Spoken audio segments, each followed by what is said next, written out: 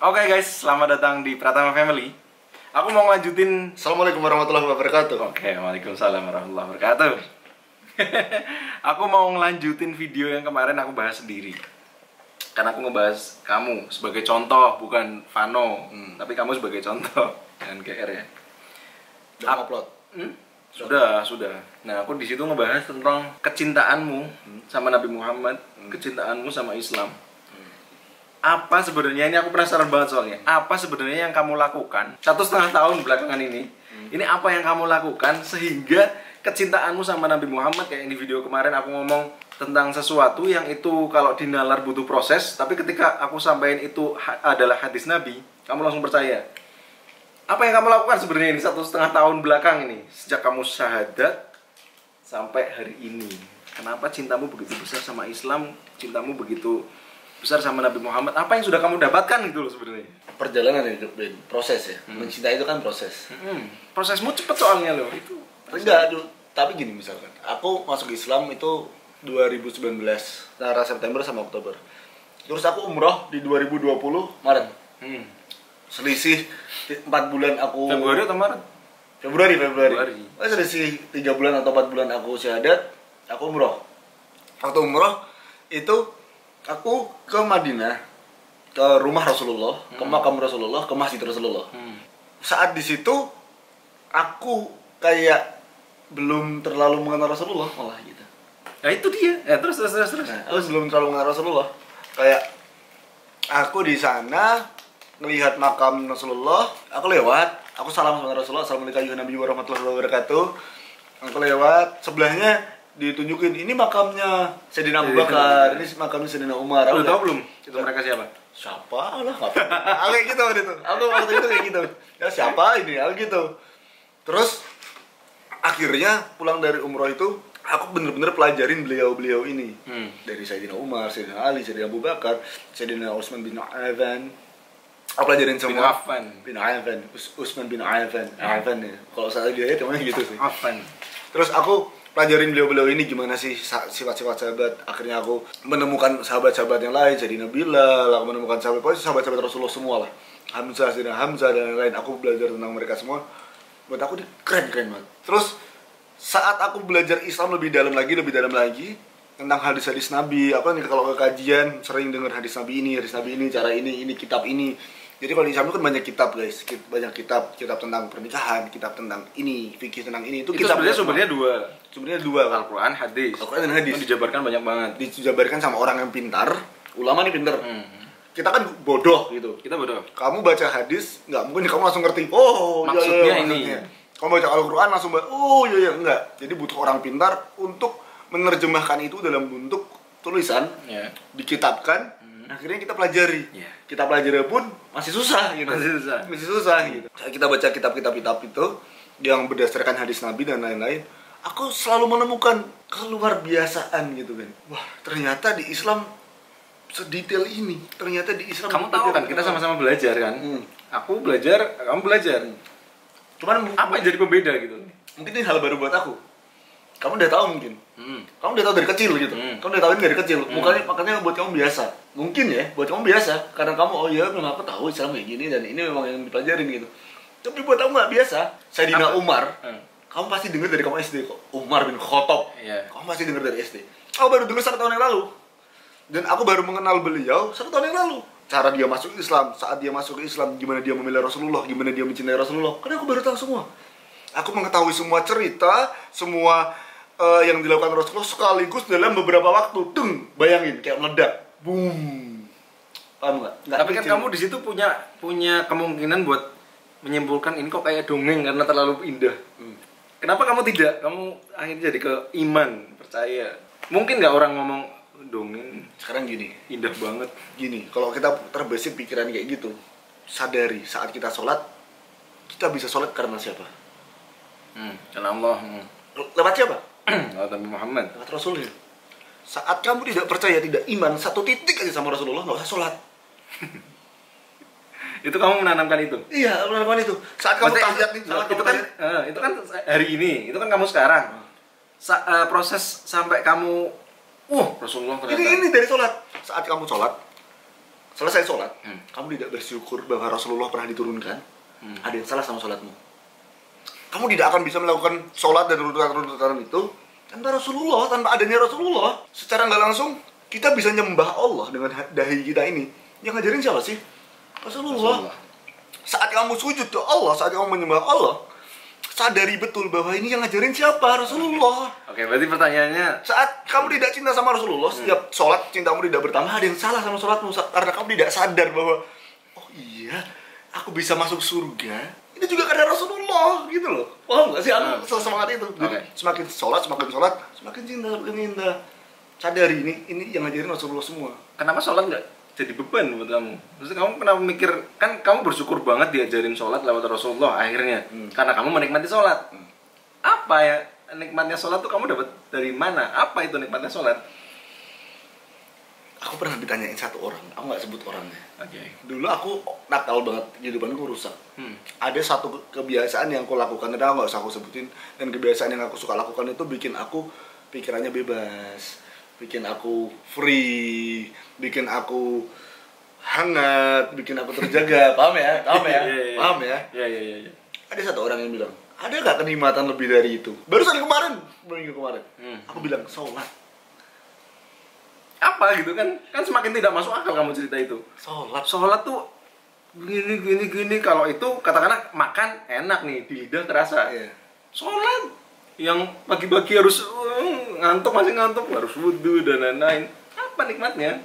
Makan jelas nikmat, apalagi makannya sama makanan yang enak-enak, wah nikmat banget itu. Ada kata-kata kayak gini, Bian. Kalau mereka bisa membelah dada kita, kalau mereka bisa pengen merasakan nikmat iman, kalau mereka tahu nikmatnya iman, nikmatnya Islam, mereka akan membelah dada-dada kami dan mengambil nikmat itu. Kalau mereka nih yang belum merasakan nikmat detik ini, tahu gimana rasanya nikmat Islam dan nikmat iman, mereka bakal membelah dada-dada kami dan mengambil nikmat itu. Bisa digambarin nggak sih gimana nikmatnya? Gimana ngefly-nya, gimana rasanya? Paham nggak? Iya. Jadi kata-kataku ini nggak akan bisa menjelaskan nikmatnya itu. Nggak akan bisa menjelaskan. Kalau yang bisa menjelaskan gini, manusia diciptakan ke dunia untuk apa? Itu aja. Untuk ibadah. Ya udah. Kan masalahnya masih banyak manusia yang mau enggak. Ya udah. Males, Misalkan males. malas ibadah. Kamu mau ngapain? Kerja nyari duit. Ya udah. Cari aja. Senyari-nyarimu. Kamu akan ngerasain nanti suatu saat kalau kesenangan itu akan hilang. Ketenaranmu akan sirna. Semua yang kamu miliki, ya udah, semua akan kamu dipuji orang detik ini, besok orang udah nggak bakal muji kamu. Jadi semua itu fana buat aku. Yang nggak fana nyembah Allah, karena Allah akan selalu ada. Tapi kehidupan itu tadinya nggak ada, diadakan sama Allah, tapi Allah tuh akan selalu ada. Jadi beda rasanya melakukan untuk yang selalu ada dan yang udah ada dan yang memang ada, sama melakukan yang tadinya nggak ada terus diadakan. Itu beda rasanya, sangat beda. Ini kita lihat imannya Vano sudah di titik itu. Aku nggak ngomong imannya Vano udah tinggi. Enggak. Kalau itu jauh, masih jauh. Gila, tapi untuk mencapai itu juga mungkin aku perlu tahu, banyak orang perlu tahu. Mungkin berarti sebelum kamu masuk Islam, tapi kamu sudah meyakini. Proses meyakini Islamnya gampang sih meyakini Islam. gimana tuh? Mikir. Kok bisa gampang? Mikir. Udah itu aja. Kamu bikin, aku nggak ngomong iman ya. Aku nggak ngomong iman Islam ya.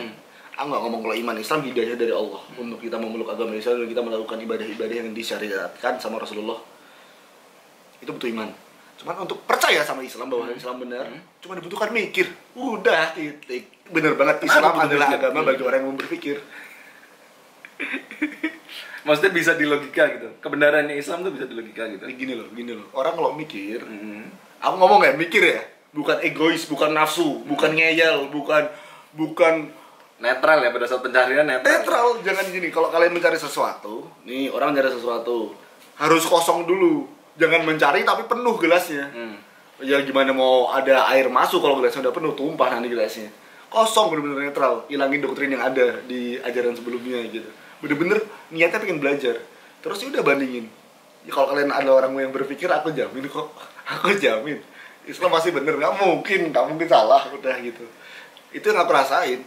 2016 aku sudah tahu bahwa Islam satu-satunya agama yang paling benar. Semua agama itu baik, tapi yang benar cuma satu, Islam. Udah, itu aku yakin.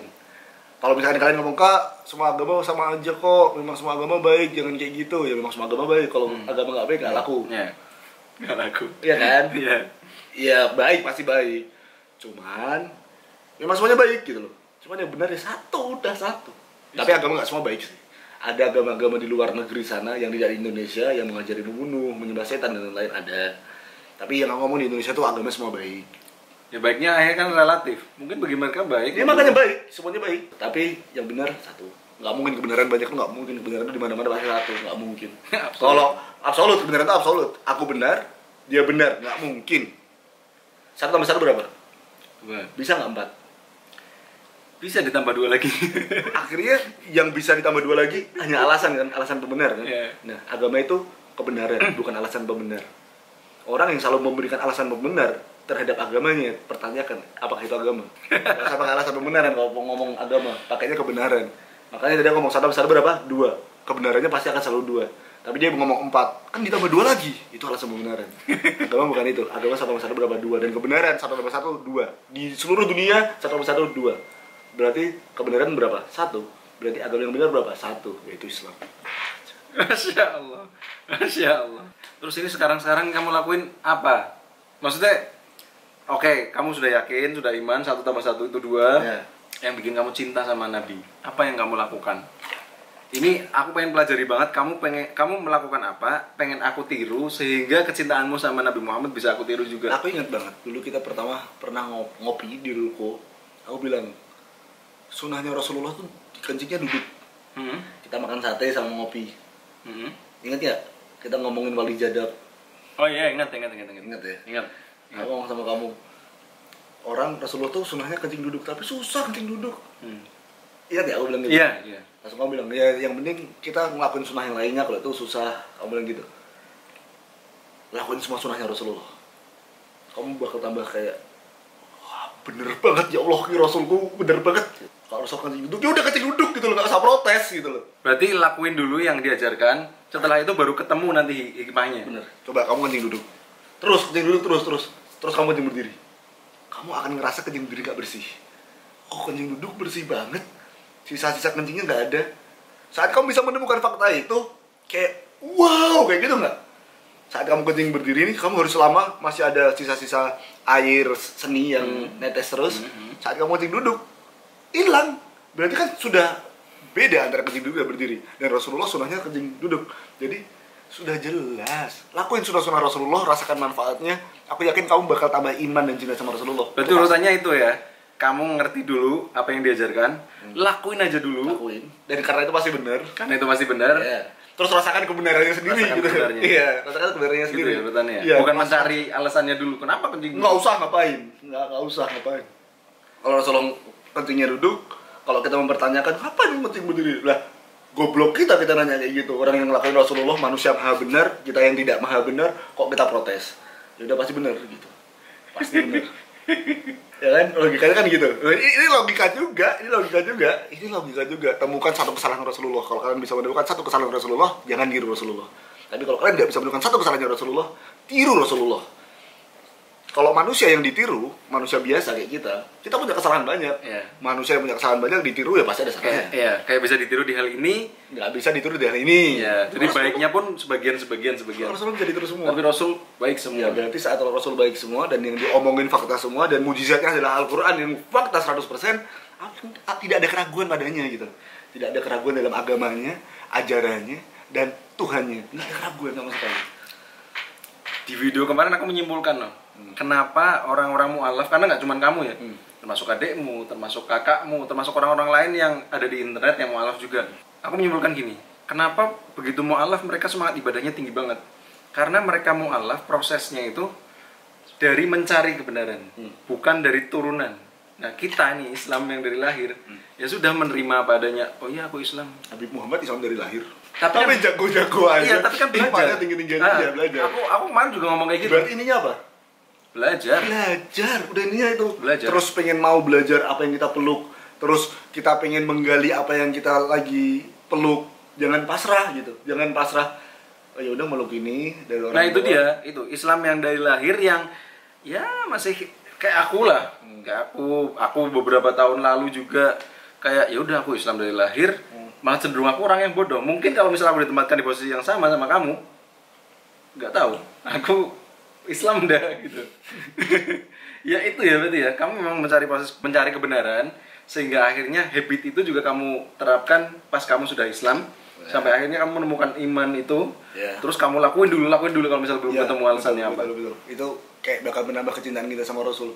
Kalau yang lain misalkan, kan cuma sunnah, kita harusnya, oh ini sunnah, aku ambil gitu. Jangan cuma sunnah, ngapain dilakuin? Jangan. Ulama-ulama zaman dulu kayak gitu. Oh ini sunnah nih, sikat Nah gitu. Sunnah dilakukan karena itu sunnah orang zaman dulu. Iya, kalau sekarang sunnah ditinggalkan karena sunnah.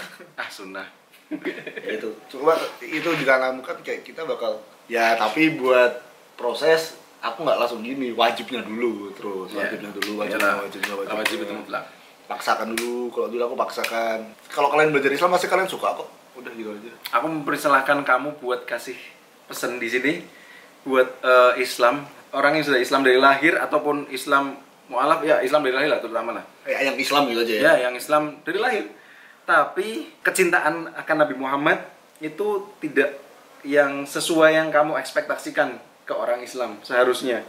Kalian sudah berada di garis dan tempat yang sangat tepat. Banyak jutaan orang di luar sana mencari kebenaran ini. Banyak jutaan orang di luar sana. Kalian jangan cuma lihat Indonesia, kalian lihat Amerika, Eropa. Ribuan orang mencari kebenaran. Negara maju ya. Negara-negara maju, mereka mencari kebenaran. Mereka benar-benar bergulit, benar-benar bertarung dengan pikiran ini mana yang benar, ini mana yang benar. Kesusahan, Ben. Gak enak di titik itu, gak enak. Rasanya ini mana sih yang benar, ini gimana sih, gak enak rasanya. Dan kalian yang Islam dari lahir sudah diberi Allah nikmat rezeki terbesar, nikmat iman dan nikmat Islam dari lahir. Jangan pernah kalian sia-siakan.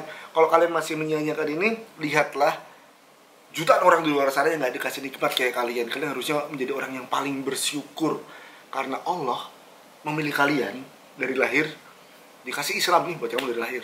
Berarti saat Allah mewajibkan kamu untuk Islam dari lahir, mewajibkan kamu sholat 5 waktu, berarti Allah mewajibkan kamu untuk masuk surga. Kalau Allah sudah mewajibkan kamu masuk surga, masa iya kita yang sudah diwajibkan Allah kayak kamu harus masuk surga? Nggak mau. Aku neraka. Wah, bilang gimana rasanya? Berarti orang yang Islam dari lahir, Allah sudah dari lahir tuh udah kayak mau nggak mau kamu masuk surga. Kurang enak apa Allah kayak gitu? Kita harus sadari jutaan orang di luar sana saat kita sholat zuhur, mereka masih main, mereka masih naik motor, mereka masih sibuk dunia. Tapi kamu sholat zuhur, berarti orang-orang pilihan ya? Berarti orang-orang pilihan yang diwajibkan Allah masuk surga. Allah masih mewajibkan kamu sholat, aman kamu. Berarti Allah masih mewajibkan kamu masuk surga. Jadi bro, hidup di dunia cuman bener-bener sebentar. Mungkin ini kata-kata klise. Mungkin kata-kata klise, hidup di dunia cuma sebentar. Tapi kamu rasain umurmu udah berapa? Apakah kerasa? Tiba-tiba umur segini aja dan tiba-tiba nanti kamu mati juga nggak kerasa. Jangan sampai nyesel kamu bangun-bangun udah dikubur terus kamu sudah telat semuanya untuk bertobat dan lain-lain. Jangan sampai nyesel. Nikmati sholatmu, jangan buru-buru. Buat Allah ngapain sih? Kayak kita tidak menikmati buat Allah, ini buat Allah gitu. Buat Allah. Nikmati sholatnya. Jangan tergesa-gesa untuk urusan dunia lagi. Urusan dunia itu udah, ini dunia dikasih Allah kalau kamu serius di sini gitu loh. Kayak udah janji Allah itu mahal luar biasa. Ya udah sholat, berdiri sholat, fokus buat tahu gitu. Nikmati, sangat nikmati. Kalau kamu lepas dari kenikmatan itu, berusaha aja buat nikmati, sadari bahwa ini kenikmatan yang luar biasa. Ya Allah, temanku belum dikasih, aku udah dikasih. Allah sayang banget sama aku, ya Allah. Sujud, benar-benar sujud, menghambalah sehamba-hambanya kepada Allah. Udah itu. Nabi Muhammad itu siapa terakhir? Nabi Muhammad siapa buat kamu sekarang? Abdullah, Rasulullah, dan contoh untuk semua makhluk, untuk manusia, rahmatan lil alamin, yang diutus untuk semua alam semesta. Hamba Allah yang sebenar-benarnya hamba Allah, yang paling taat dan paling benar, paling amanah, paling jujur, sesempurna itu. Role model yang paling sempurna. Itu Nabi Muhammad. Tidak akan pernah salah. Tidak akan pernah salah. Ya Allah, mudah-mudahan video ini jadi manfaat. Amin buat kita semua, mudah-mudahan jadi amal jariah kita. Amin. Mudah-mudahan amal jariah kalian juga. Iya. Di-share kalau misal ada manfaatnya. Kalau misal ini ada kesalahan, kita ngomong dari tadi, maafin. Dimaafin. Kita manusia banyak kesalahannya. Terima kasih Vano.